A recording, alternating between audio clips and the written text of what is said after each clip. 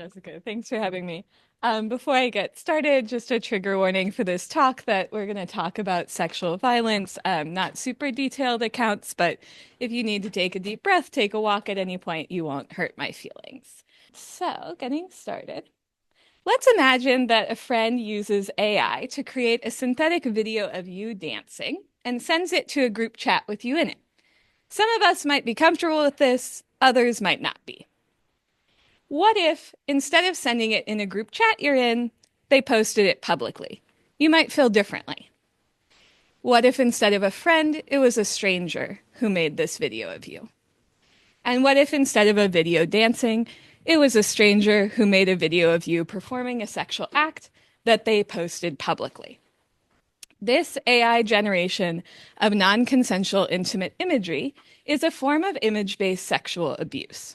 And image-based sexual abuse is a broader category that encompasses both the non-consensual creation of intimate images, so either using AI or more traditionally using hidden cameras, upskirting photographs, etc., as well as the non-consensual distribution of intimate images that someone may have taken consensually of themselves or with a partner.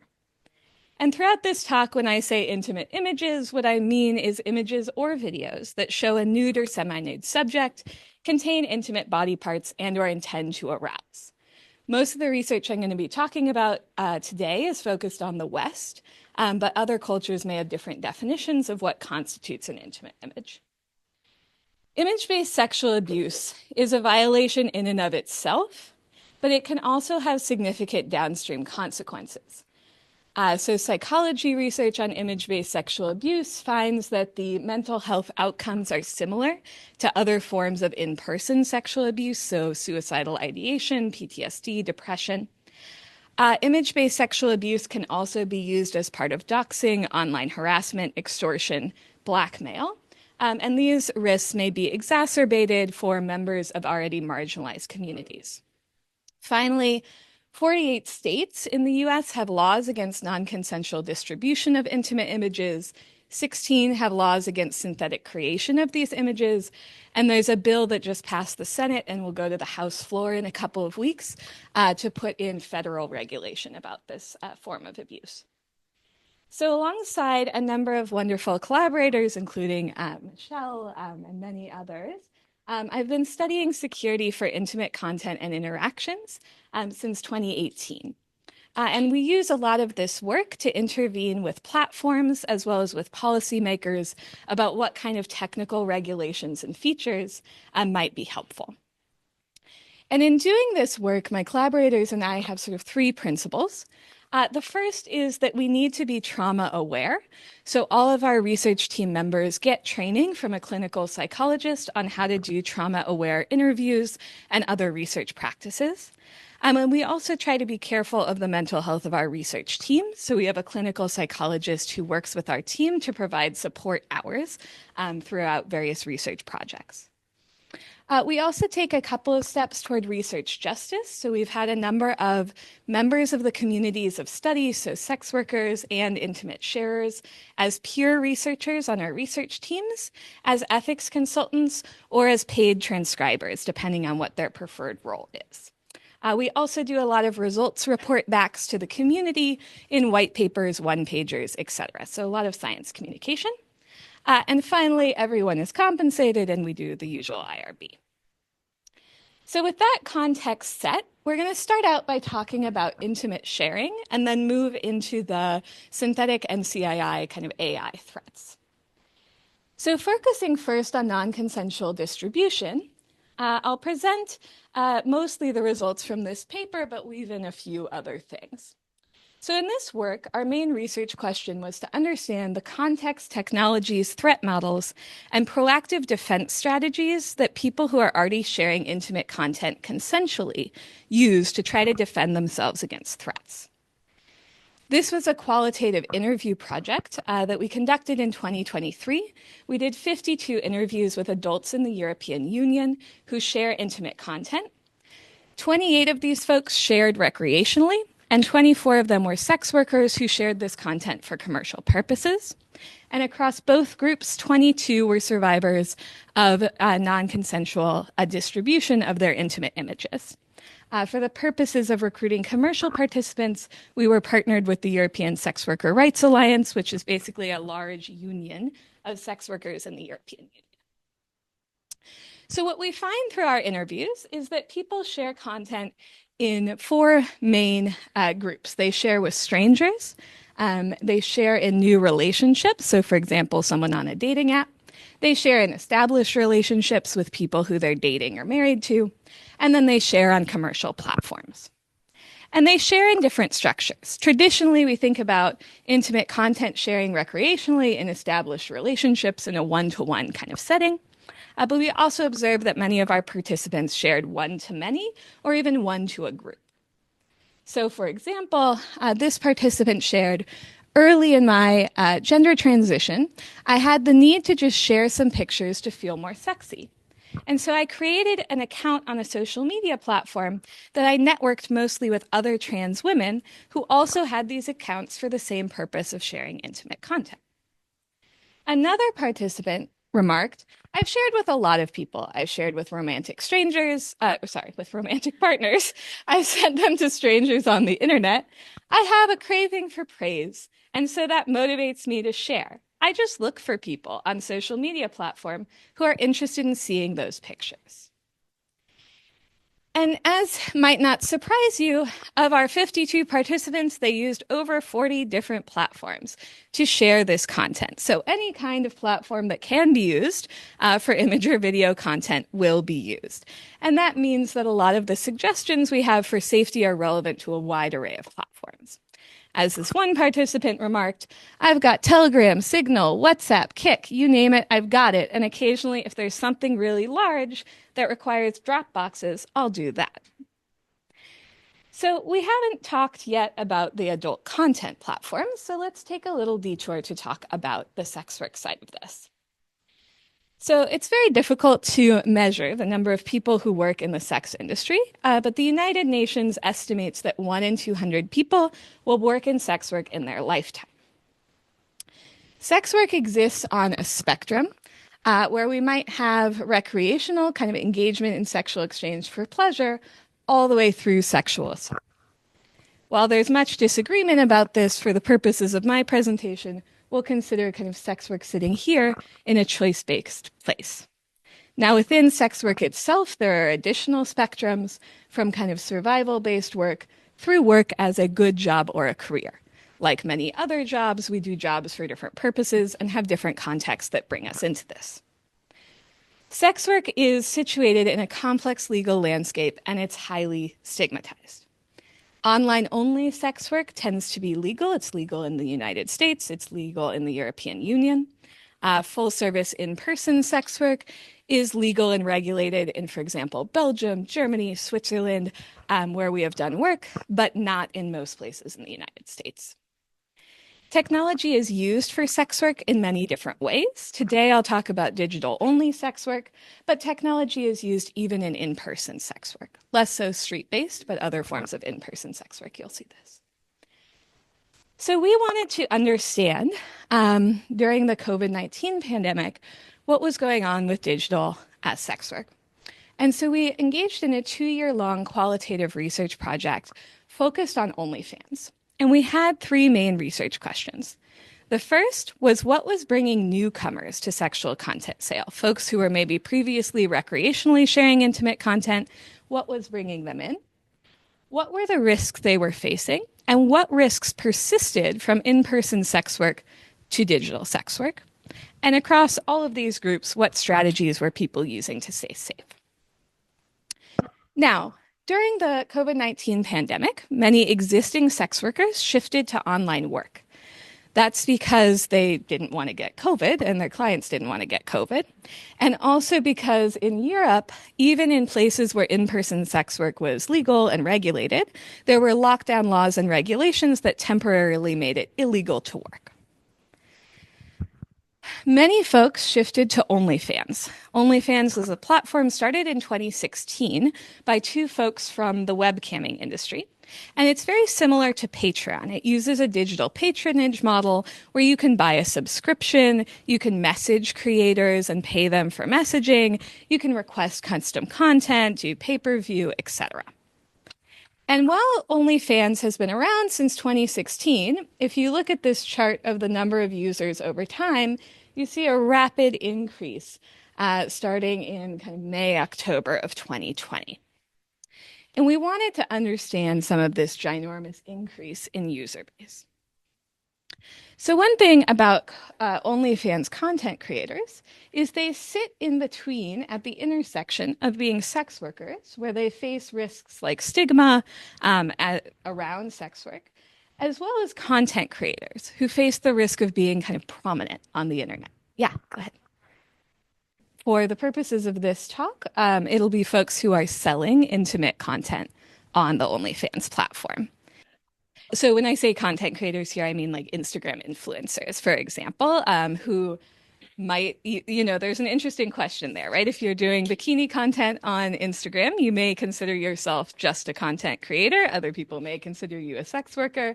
Most of the OnlyFans content creators we were recruiting were at this overlapping space. There are a few who are in the just content creator bucket on OnlyFans, although none of them were in our research study. Yeah. For the folks that we interviewed as part of this work, these were folks from the global north, so the US, but also Europe and Canada. We did 58 interviews, 19 with folks who were new to the sex industry, who were working on OnlyFans, and 37 with folks who had been in-person sex workers and pivoted online. We did 2 rounds of sampling, one at the onset of COVID-19 and one in kind of the end of the pandemic. Our first question was to understand what motivated newcomers to coming into using OnlyFans. The first thing that motivated folks was visibility and acceptance of the platform. And this visibility and acceptance was created through 3 factors. The first was celebrity hype. So Cardi B joined the platform in August of 2020 after Beyonce had mentioned the site in one of her remix tracks. And that mention caused a 15% spike in traffic in the subsequent 24 hours, according to an OnlyFans spokesperson. And if you remember that kind of chart of growth of users, this happened right in that window. This celebrity hype helped create the perception that working on OnlyFans was, as this participant said, cool. I like the idea of these mostly women reforming sexuality in their own way and being able to claim or reclaim something. Another person said, at first I was hearing it was lucrative, and then I was just hearing about OnlyFans everywhere. I started working on OnlyFans because I wanted to see what the hype was about. A second factor that drove mainstream visibility and acceptance was the design of the OnlyFans platform. So OnlyFans has little to no discovery for finding different users on the platform. And so if you want to make money, you have to post about yourself and your OnlyFans channel on various mainstream platforms. As a result, as one person said, on every big tweet that blows up, there's usually someone's OnlyFans invite. Another person, and all of this visibility and acceptance also led to peer suggestion. So this participant said, yeah, my sister said, you have a great body. Why don't you just try OnlyFans? I was going to do it for a couple of weeks just to help take care of things financially, and it lasted longer than that. We also had some participants who shared, I thought about doing in-person sex work, but this seemed much more safe and it seemed much more acceptable. The second reason that drove people to come to OnlyFans was labor improvement. People perceived that they would do higher paid, safer, and easier work than on other gig work or service areas. So there were some similarities to other gig work: flexible hours, ability to work from home, even accessibility. As one person said, I can still do OnlyFans even if my legs aren't working because I can just kind of sit. Depending on the content that you're making, you might create all of your content on one day and spend the rest of the week messaging with folks. People perceived OnlyFans as better than other gig work in that they had more control. For example, this participant said, OnlyFans allowed me to establish boundaries better. Unlike customer service jobs I've worked before where I can't talk back. I can't cut out a customer because it's up to the manager. On OnlyFans, I have the control to just block someone. People perceived that they would make more money on OnlyFans, and they felt they had more control over the price than on other gig work. And finally, they felt that OnlyFans was safer. This participant said, I definitely make more money on OnlyFans than I did with Uber and Lyft, and I feel safer because I'm not actually meeting with people. Before, strangers were getting in my car. Of course, there were pandemic factors. For some folks, the pandemic increased their flexible time. It also created safety concerns for other forms of gig work where you might get COVID and make people face income loss from other economic impacts. People also saw an ability to profit from their existing content audiences and skills. So we saw some folks who had been doing non-sexual content starting to do sexual content on OnlyFans because they already had, say, an audience from their cosplay work who had been asking them for lewd or nude content. And this was a way to make more money than through, say, regular kind of creator programs on mainstream platforms. Finally, many folks remarked that they liked the offering of the ability to sexually express themselves in a way that is often censored from digital spaces and to form community with others around sexual expression. While this wasn't the norm, we had 2 participants who were from the gay men's community who said, I've made basically at most like $300 on OnlyFans in several years. My goal in using it was to have a platform for sharing intimate content with others. And this platform offered the best functionality for doing that. So it was more of a community kind of social media space. Okay. So what were the risks that folks faced? We're kind of rolling back up here to talk about both the commercial content creators as well as recreational sharers. Of course, one of the risks is non-consensual distribution of intimate imagery, but there were a number of other risks folks were concerned about. They were concerned basically about non-recipients receiving this content. So if they shared their device with other family members, with a child, etc., they didn't want them to accidentally find content. They were concerned about shoulder surfing, right? If I send this content to someone and they're sitting in their office or in a coffee shop, is someone else going to see? They're concerned about hacks of the platforms that were storing their content and insider threat where a company employee might view content illicitly. For OnlyFans creators, theft of intimate content is both, for regular content creators, theft of non-intimate content isn't sexual abuse, right? It's just theft. For sexual content creators, it's both non-consensual distribution of intimate imagery and theft. Some of our participants didn't feel that they were subject to sexual abuse when this happened. Others did. It sort of depended on their perspective. Sexual content creators also face risks beyond the distribution of their content. So as I mentioned, OnlyFans creators have to promote on mainstream platforms. Platforms like Instagram do not allow, by terms of service, promotion of commercial sexual services, regardless of whether those services are legal in the jurisdiction where they're being promoted. So creators were often getting censored or deplatformed. OnlyFans itself also created precarity. So in 2021, they briefly announced a ban on sexual content due to issues with getting payment processors to be willing to back the platform. They eventually rolled this back when they were able to find alternatives, but it created a lot of stress for the community. Finally, as we talked about earlier, sex work is a stigmatized identity, regardless of its legal status in a particular jurisdiction. And doing work on OnlyFans means that you have a very wide and international audience. So one of the OnlyFans creators with whom we spoke mentioned, I took a selfie in the bathroom and I uploaded it to Twitter to promote my OnlyFans. A guy went to the same bathroom and posted a selfie of him in that bathroom under mine. Like, I know where you are. Those stalker things are the ones that make me more scared. So for folks who are promoting this content, this can create issues for outing and harassment. Outing people as a sex worker, stalking, harassment. This can happen for both recreational and commercial, but more so for commercial folks.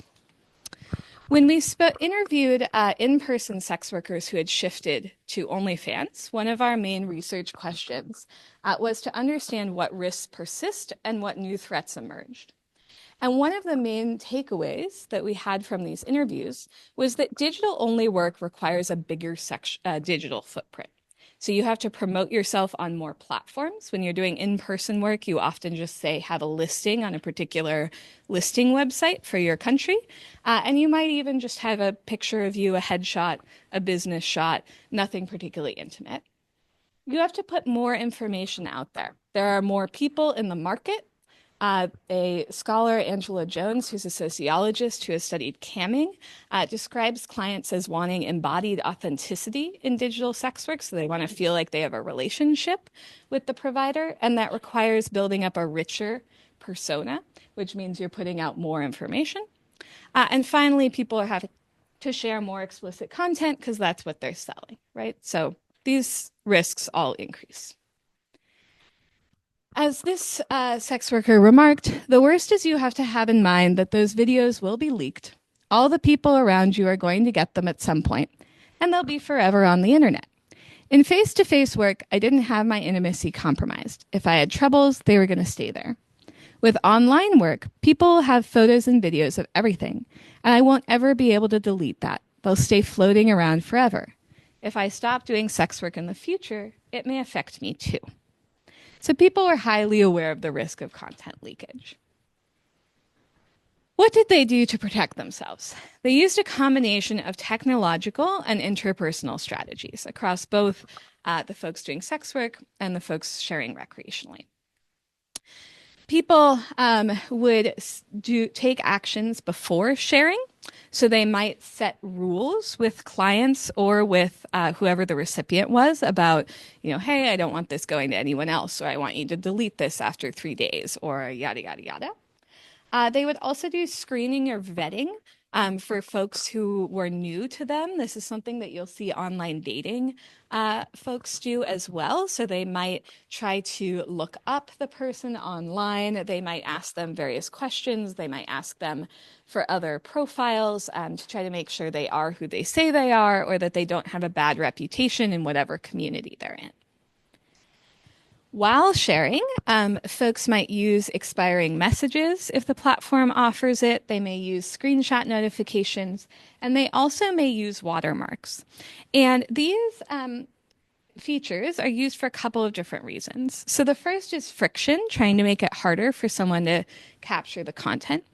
The second is accountability. People liked screenshot notifications because they wanted to be able to have a conversation if they learned that someone screenshot. Some folks would use watermarks where they would put a different colored watermark on different images so they would know who reshared it if it got reshared so that they could have a conversation with them. This was true for recreational folks on like dating platforms and for workers. And some folks, if they made like video content, particularly for sex workers, would say the client's name repeatedly or even put their like personal information as a watermark on the image to try to dissuade them from resharing. Finally, after sharing, relationships might change. So sometimes people would send a deletion request, say if they broke up with someone, or try to use the message unsend feature if that was still available for the content. People also tried to defend against identification if the content was leaked versus blocking it altogether. So both recreational and especially commercial participants would remove identifying features, so tattoos, birthmarks. People were also very cognizant of what was in the background of their content, so not shooting content when you could see weird room shapes, daylight. They might blur out the text on a shampoo bottle so you couldn't tell what country they're in. All of these things to kind of prevent that doxing and stalking risk. People are also manually removing metadata from their images. For OnlyFans creators, there were a couple of additional strategies. The first was that some people specifically limited their own prominence on OnlyFans and limited the number of mainstream platforms they promoted on. And even though this cost them money, they felt like it was a good strategy for keeping themselves safer. People also did internet presence monitoring, so having a Google alert for their persona name, using facial recognition tools to do periodic internet scans, etc., so that they could submit takedown requests if content popped up. And finally, particularly for commercial folks, but also for some recreational sharers who are doing a lot of public sharing, or not public, but with strangers sharing, people would try to separate their online identity. So making sure there was a clear boundary between, say, personal social media and whatever their intimate sharing social media was. One of the main things that came out of this work, and that is not always what we think about as security researchers, is that friction matters. As this participant said, no matter how many features you put into safety, there's always, always, always going to be a risk. But they felt that as long as there were features and the way you're doing it has the minimum level of safety, it will stop most people. And their perception is not necessarily incorrect. In psychology research about non-consensual distribution of intimate content, despite the fact that this has the colloquial name revenge porn, most of the survey respondents who were describing why they had shared intimate content said they did it for fun or for kind of social status to show off these images they had collected. Far fewer were doing it for intentional revenge purposes. And so for those less motivated actors, friction may be helpful. Now, while people had a lot of technological strategies they wanted to use, they were using interpersonal strategies like asking for deletion, setting rules to fill in gaps. And when I say gaps, this is what I mean. We last updated this in late 2023, so it's probably slightly out of date. But here on the left, we have all of the different features that people were wanting to use. And across the top, we have 8 of the main platforms that they were sharing on. A gray box means a feature was not available. A blue box means there's a variant of the desired feature available, sometimes bundled with a bunch of other things people don't want. And a light blue box means you had to pay for this feature or it's sort of partially implemented. So for example, Apple iMessage at the time had this thing where you could make an image look pixelated. So it was kind of masked on send, but you have to erase it with your finger and it doesn't stay erased. So that was not exactly what people wanted, but that gets a light blue here. And what you'll see is this is kind of a very hodgepodge grid. There's not a lot of, say, screenshot prevention, which would mean if I take a screenshot, it gets covered in graffiti. This is what Grindr does, and it says this person probably doesn't want you to take this screenshot. There was not many like download prevention options. Message unsend and expiring messages were more available than many of the other features, but people would fill in these gaps. And in particular, very few people were picking what platform to share on based on safety features because they said, you know, you're in a conversation, you don't want to interrupt the flow of the conversation. I want this to be convenient. I want to use a platform where all of the people I want to share with are available. And therefore, I'm not necessarily going to say switch over to Signal just to be able to share. So one of the things we feel is very important is to have this grid have a consistent set of features on all platforms. So what product changes would make for safer digital intimacy, increasing availability and visibility of existing features? For example, a lot of folks were manually removing metadata, even though both iMessage and Google Messages actually do that by default. The second thing is content level control and presets. So a lot of people said it's not the case that every image I send in my conversation with a particular person needs to have screenshot deterrence or screenshot notifications. This is true on a per content level. And wouldn't it be nice if I could set my safety settings for a particular piece of content when I take it and have those settings respected across different platforms? So this would be a kind of metadata option. One of our participants' visions for this was to have a one-click intimate picture mode where you would be able to press a button, take pictures in that mode, and have particular consistent settings for these secure pictures. We could imagine this being useful for business documents, not just intimate pictures.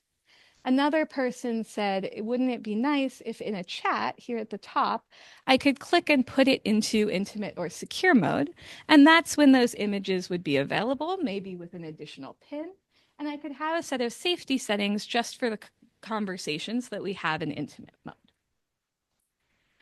Now, there are some open questions here. One of them is, how do we balance control over content with harm documentation? And I'll give you a persona example based on our participants. This is Peter. Peter uses expiring messages and screenshot notifications, and he unsends his intimate messages after he knows a recipient has seen it.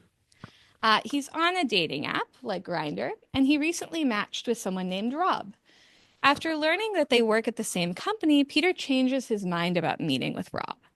Rob starts to send Peter some harassing messages.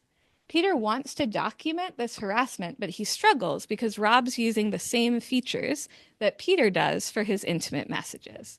That means that those harassing messages are expiring or unsent right after Peter views it. So this is one of our open questions, is how do we kind of balance between giving people the content control they want while also allowing for documentation of harm? As this participant said, expiring messages sort of invite people trying to screenshot. It almost creates this environment of, oh, this is a secret, which sort of asks people to hang on to it. So how do we sort of balance that in our content features? A second open question is, how do we proactively discover when content has been leaked? So I mentioned that for OnlyFans creators, they'd set up Google alerts for their usernames, for example.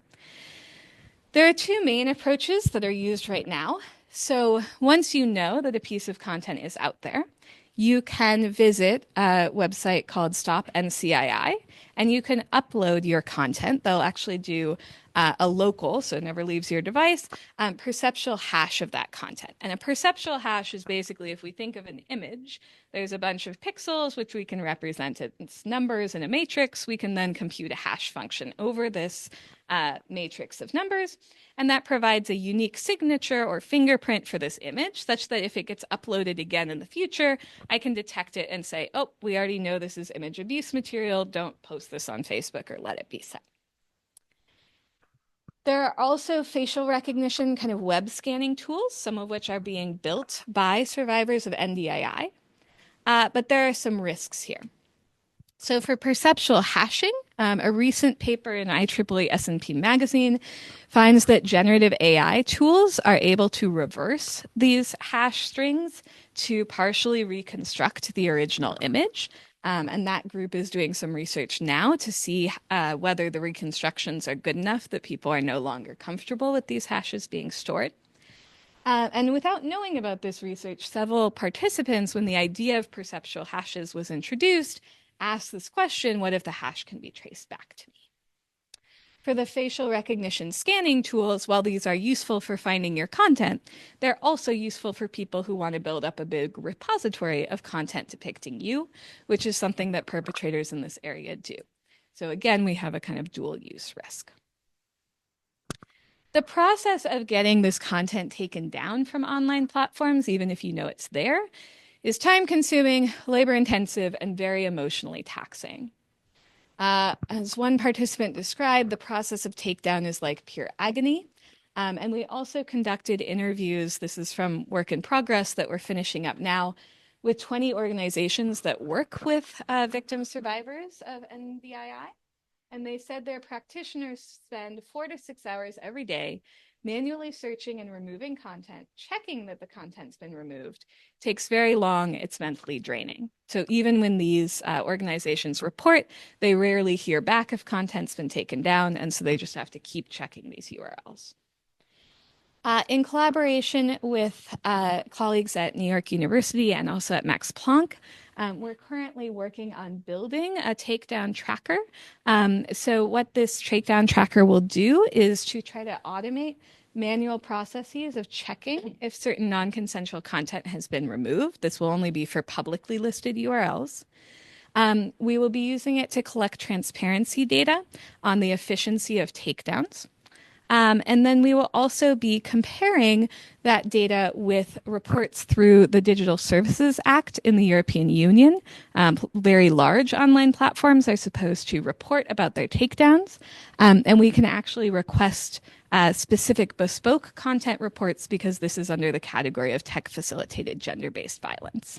So some of this work is to sort of verify that what organizations are seeing on their end with takedowns matches what platforms are claiming.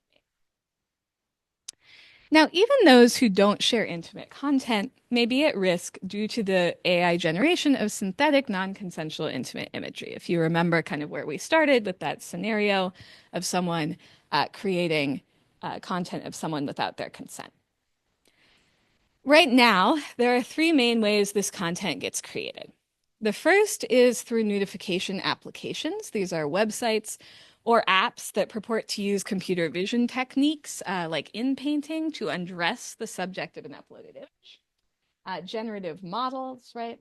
And then also people will hire experts and basically commission this content of someone.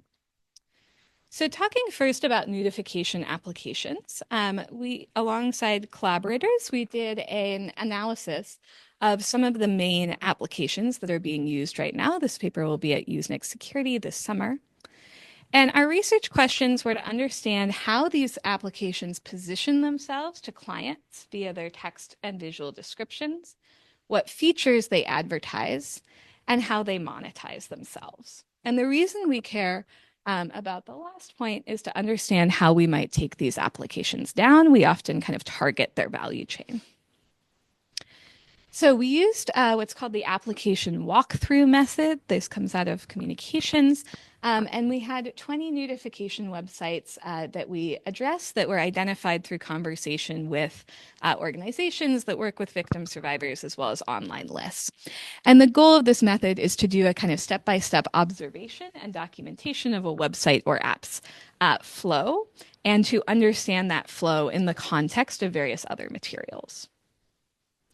These are some of the ways that these applications described themselves and advertised to various clients.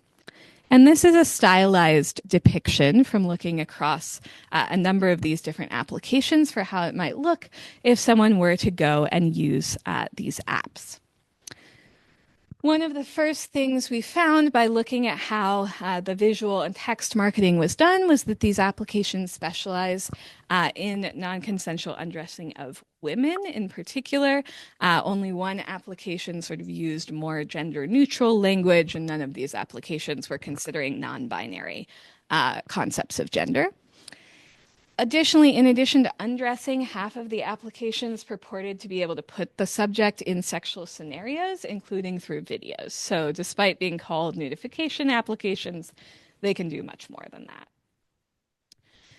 They are marketing themselves through peer-to-peer methods. Many of them have affiliate programs, referral links, APIs, so that you can build your own using their technology. And they're able to offer their services very cheaply. The average price to make an image was 34 cents. This is in contrast to some recent research on video commissions, which cost more like $87. So these websites are making it much cheaper. What can we do about them? One of the things we can do is target that value chain. So these applications are getting advertised on platforms like Instagram, hosted in app stores.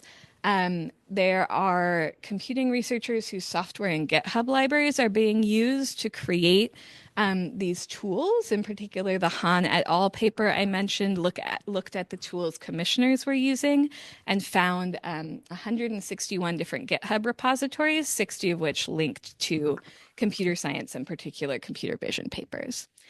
Finally, while there's a lot of use of cryptocurrency, a lot of mainstream payment processors are processing payments for these websites, so all of these are sort of places where we can intervene. As I mentioned, generative models can be used to create SNCII, either by inputting a URL of someone, a picture of someone, or people are downloading and fine-tuning their own local models.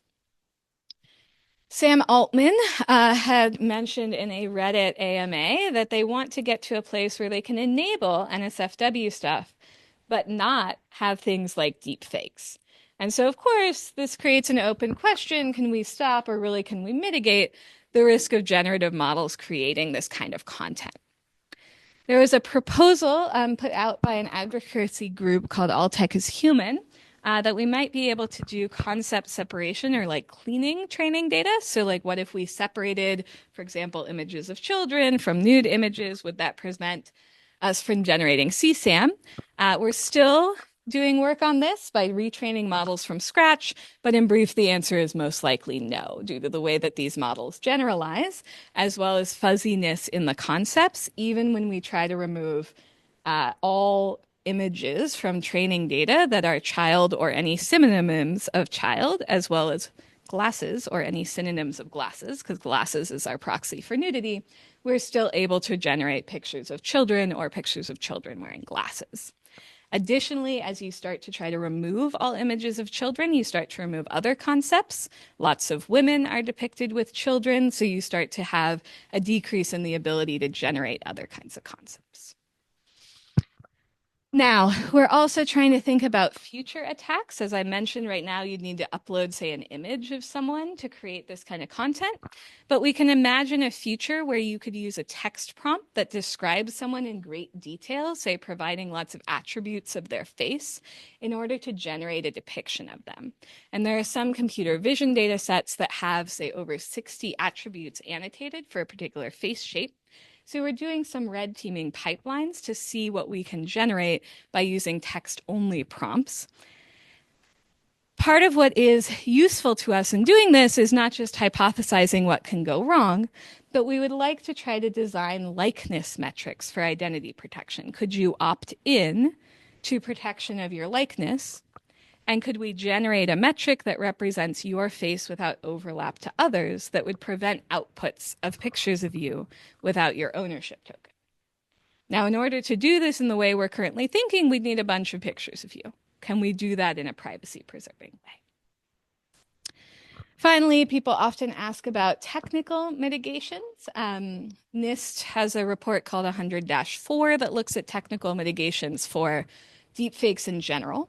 As we discussed, training data filtering probably not going to work, although we do need to remove existing child sexual abuse material and image-based sexual abuse material from training data, which has been found in these models. We can try to do prompt filters, right? It's basically safety filtering, always a cat and mouse game. We can try to protect photos. There are some researchers at the University of Chicago who have a tool called Glaze that they created to help protect artists' images from being trained on by models. They're looking at whether doing that same kind of poisoning to people's face images might prevent these nudification apps or generative models from working. We can do output filtering, like I mentioned. People often talk about watermarking. Indicating something is fake doesn't stop the harm per most victim survivors. But we're looking at whether watermarks that are put on by these nudification websites to sort of market themselves can be used to find this content. Finally, we talked about perceptual hashing. It's not going to detect content for you, but once you know there's abuse material out there, it can be useful. Okay. As I mentioned, this research that will appear also at Usenix Security studied the folks who were doing commissions and found 60 of the tools they were using linked to CS papers. In another project led by my collaborators at Boston University, we've been looking at how nude images are used in the computer science community, particularly in machine learning research. And what we find, while this is still in progress, is that there is a lot of non-consensual scraping of images from the internet used to actually build the safety tools that might prevent future abuse. So we want to be taking care not to engage in the same abuse we're trying to prevent when we do the research. So these are many kind of technical interventions, some of them socio-technical, right? Trying to target that value chain, remove content, shift community norms in computer science. But this is not a problem that is strictly a technical one. And so to wrap up, I would like to talk about people's norms around this emerging form of content. So in this work, we sought to understand people's norms around scenarios like the one that I presented to you at the beginning of this talk. In particular, we used a vignette-based survey to try to understand people's acceptability of scenarios that looked like a creator, either intimate partner, stranger, uses AI to create a synthetic video of you dancing versus engaged in a sexual act for the purpose of, and we explored different purposes, say entertainment versus harm. Probably won't get to these today, but we also explored some correlates with existing scales of sexual consent for in-person interaction and attitudes toward non-synthetic intimate imagery. Here, I'll show you people's acceptability attitudes toward different scenarios. All of these are sexual act scenarios, but you'll see that who is creating the content and for what purpose is going to vary. What we find here is that people feel fairly similarly about creation and sharing. So people are least accepting of a stranger creating sexual content for the purpose of harming you, and most accepting of an internet partner creating sexual content for the purpose of their own pleasure. This is in creation. Once we get to sharing, no one's particularly accepting of you sharing this content. However, when we look at whether it's acceptable to view this content, to seek it out and find it in view, viewing is perceived as much more acceptable. So if we look here, our kind of orange or even yellow bars of neutral to even green are getting close to this 50% line. So in sum, 90+% of our respondents perceived creating and sharing this content as unacceptable, but in some cases, barely 50% perceive seeking it out as unacceptable.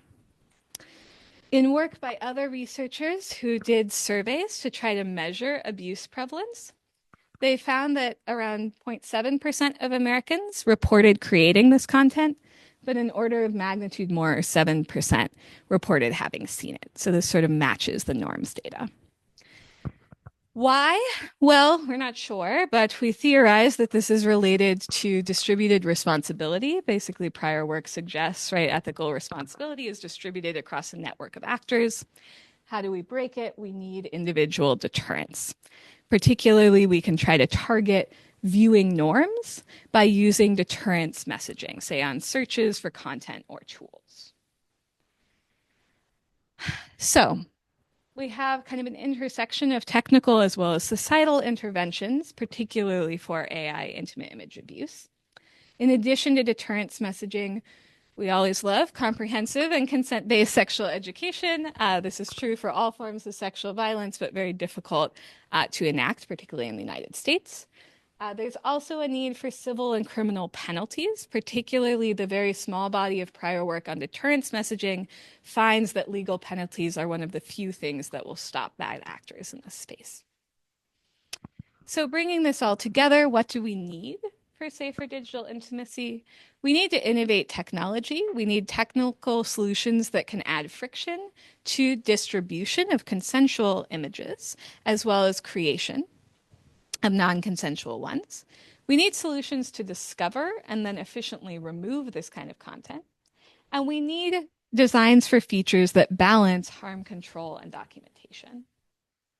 We need to shape norms, both shaping norms of the general population around seeking this kind of content out, as well as norms in the computer science community so that we don't perpetuate the harms we aim to stop.